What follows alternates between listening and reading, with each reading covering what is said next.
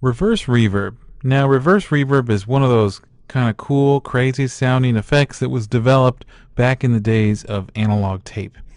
And what it does is it gives you this sound of actual reverb occurring before the sound hits. And the way this was accomplished with analog tape was that they would simply run the tape backwards and run it through reverb and record that reverb back onto another track on the tape. And then when it played forwards, that reverb would be occurring before the sound even hit. So it's kind of a magical sounding thing that there's reverb before the sound even occurs. And so we can do the same thing here. There are plugins that will let us do it and such, but the coolest way to do it is to actually recreate the same way that it was done with an analog tape machine. And so what we're going to do is we're going to take this electric piano track right here, and it has a nice hit at the end here. Okay. Just hitting that chord over and over again. Kind of boring, kind of repetitive. So we're going to liven it up by adding some reverse reverb. So we're going to take this track here. We're going to duplicate the track.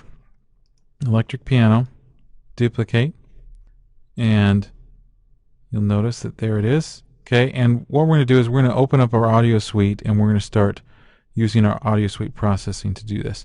So we're going to, first step, take and open up a reverse plugin for audio suite, process it. So now this is as if we've taken and we're running the analog tape machine backwards, and so there's our reverse piano, which is cool in of itself. But we're going to take that and now go to a reverb processor, and we are going to take and process that. We're going to add some reverb here, load up the menu, the medium hall, Knights Hall Reflectorium, and we can audition it.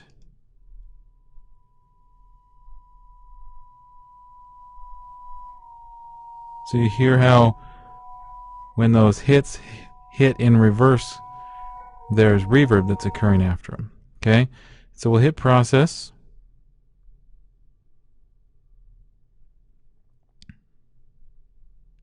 Okay, now there's reverb on the track, so if we hit play, it would sound the same as what we were just doing. Okay, but it's still backwards, so we need to go back to reverse and reverse it back to normal. And so now it's back lined up with the original.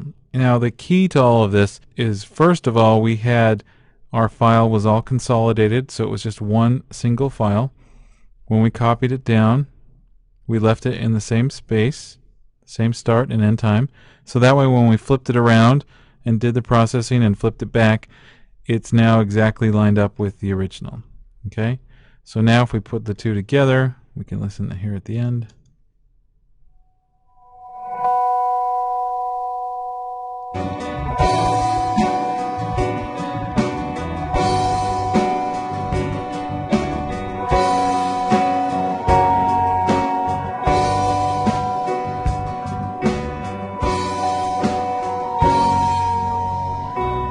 Okay, kind of haunting and kind of cool, and that is how you do reverse reverb.